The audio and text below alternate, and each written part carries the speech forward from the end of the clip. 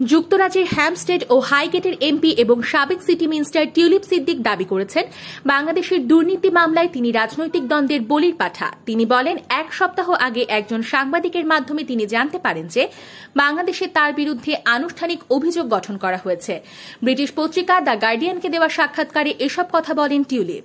কর্তৃপক্ষের অভিযোগ, সাবেক প্রধানমন্ত্রী শেখ হাসিনার ভাগ্নি হিসেবে প্রভাব খাটিয়ে টিউলিপ মায়ের, ভাইয়ের ও বোনের জন্য ঢাকার পূর্বাচলে একটি জমি নিশ্চিত করেছিলেন।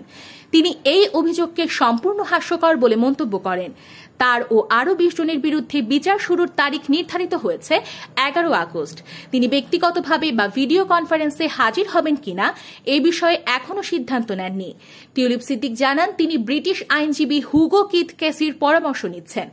এখনও তিনি কোনো আনুষ্ঠানিক সমন পাননি। তিনি আরও বলেন, আমি যেন এক ধরনের কাফকায়েস্ক দুঃস্বপ্নে আটকে আছি, যেখানে আমাকে বিদেশে বিচারের মুখোমুখি করা হচ্ছে, অথচ আমি এখনও জানি না অভিযোগগুলো আসলে কি। গত বছরের জুলাইয়ে লেবার পার্টি ক্ষমতায় আসার পর ব্রিটিশ প্রধানমন্ত্রী কিয়ার স্টারমারের ঘনিষ্ঠ সহযোগী সিদ্দিক অর্থনৈতিক সচিব ও সিটি মন্ত্রী হিসেবে দায়িত্ব পান। তিনি আর্থিক খাত পর্যালোচনায় সক্রিয়ভাবে কাজ করছিলেন। তবে এ সময় 5000 মাইল দূরে বাংলাদেশের রাজনৈতিক পরিস্থিতি দ্রুত বদলাচ্ছিল। ছাত্র নেতৃত্বাধীন গণ অভ্যুত্থানে শেখ হাসিনার 15 বছরের শাসন ক্ষমতা ভেঙে পড়ে। হাজারো মানুষের মৃত্যুর পর তিনি ও তার বোন শেখ রেহানা ভারতে পালিয়ে যান।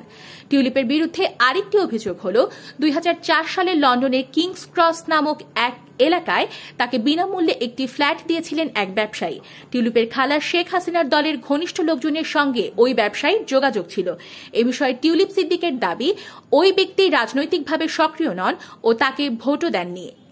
টিউলিপ জানান, তিনি যুক্তরাজ্যে সফরকালে মোহাম্মদ ইউনূসের সঙ্গে দেখা করতে চেয়েছেন, কিন্তু বাংলাদেশের প্রধান উপদেষ্টা তা প্রত্যাখ্যান করেন। এদিকে যুক্তরাজ্যের অপরাধ দমন সংস্থা শেখ হাসিনা সংশ্লিষ্ট 2 ব্যক্তির প্রায় 9 কোটি পাউন্ড মূল্যের সম্পত্তি জব্দ করেছে, যার একটিতে টিউলিপের মা বসবাস করেন। টিউলিপ বলেন, এর সঙ্গে তার কোনো সম্পর্ক নেই। শেখ হাসিনার ভাগ্নি বলেন, সত্যি কথা বলতে আমি এই ইউনূস হাসিনা দ্বন্দ্বের বলির পাঠা মাত্র।